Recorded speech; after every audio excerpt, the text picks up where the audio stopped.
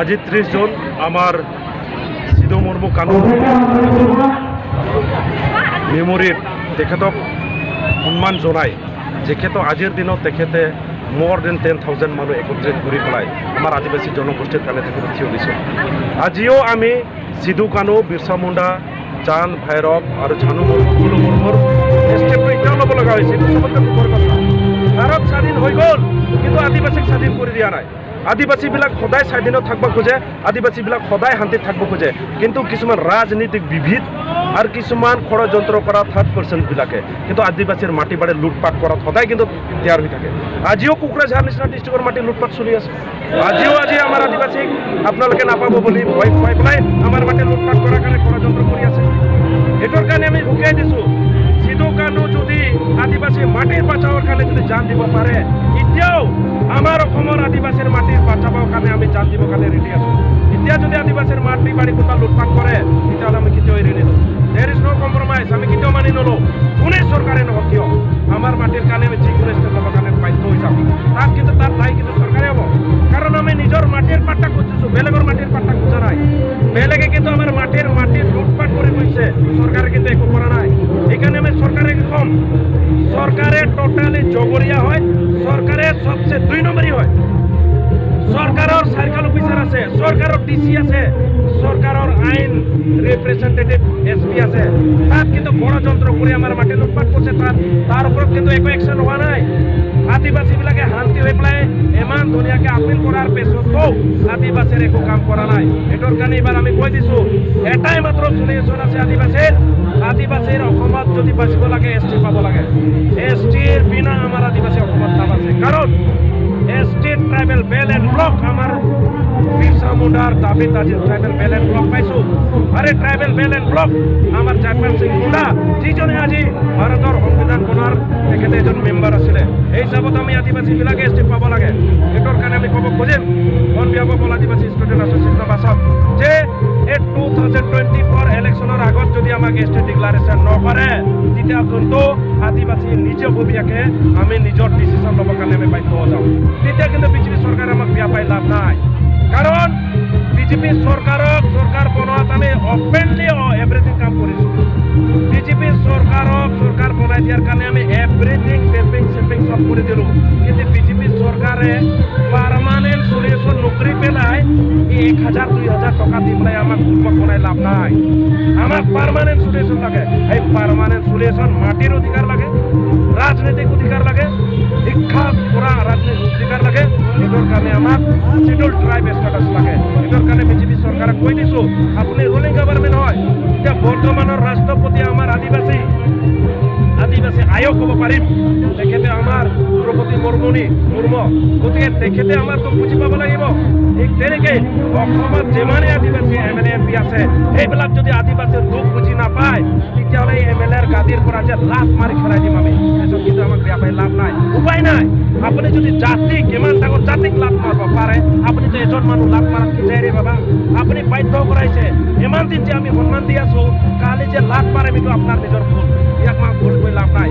জাতিৰ পৰা কোনো ডাঙৰ হ'ব নোৱাৰে, কিন্তু অসমত বুৰঞ্জীয়ে কয় দেশৰ পৰা কোনো মোমা ডাঙৰ নহয়। এই সময়তে মোমাৰ গল কাটিছে। আজি যদি কোনো MLA MP আমাৰ জাতিৰ কাম নকৰে, তাক লাভ মাৰাত একো কম নকৰে। কি কয় ৰাইট? কি কয়? যি MLA MP আমাৰ জাতিৰ কাম নকৰে তাকে লাভ মাৰাত কি দায় আছে নেকি? কেতিয়াও দায় নাই। এইটোৰ কাৰণে आज हमने ये मीडिया के द्वारा से कह दी थी नेशनल लेवल में आदिवासी के जो आसाम में ST नहीं देवी बोले कि तो आसाम में देखबा आंदोलन और इकर से भी फायदा कोई करदाई बीजेपी सरकार और एखन के रूलिंग गवर्नमेंट हो। इसलिए हम लोग बोलने चाहता है, आदिवासी लोग बहुत शांति प्रिय जात है, इसको आप लोग इनजस्टिस मत कीजिए, इसको जस्टिफिकेशन दीजिए। आदिवासी अपना राइट मांग रहा है, दूसरा का भाग प्लेट से नहीं मांग रहा है, अपना राइट्स मांग रहा है।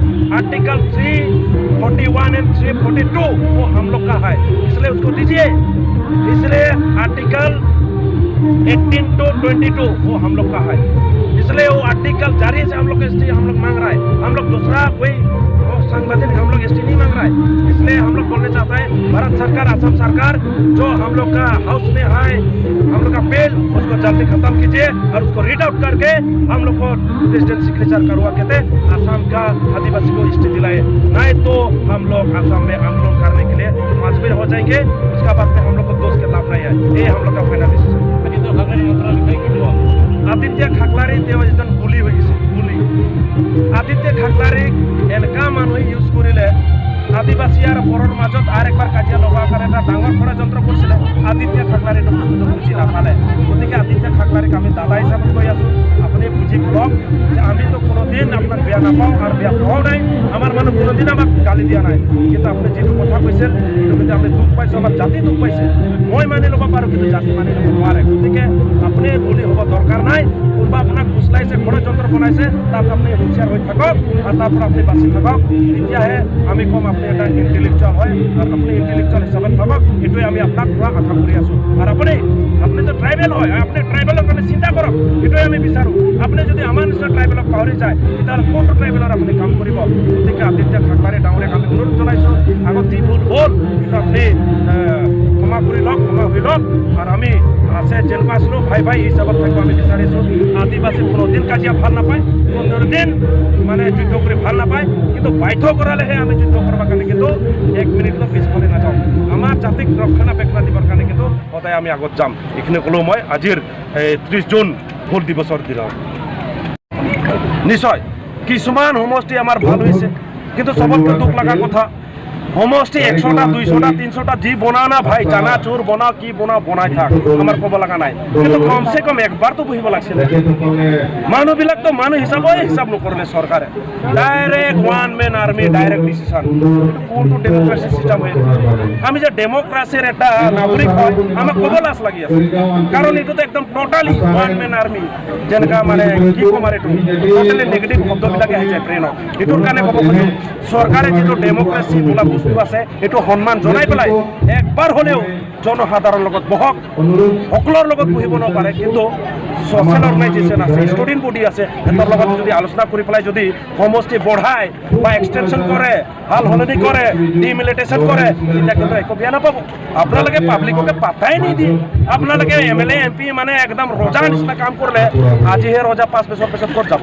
তেতিয়া আপোনালোকৰো বিপদ হ'ব।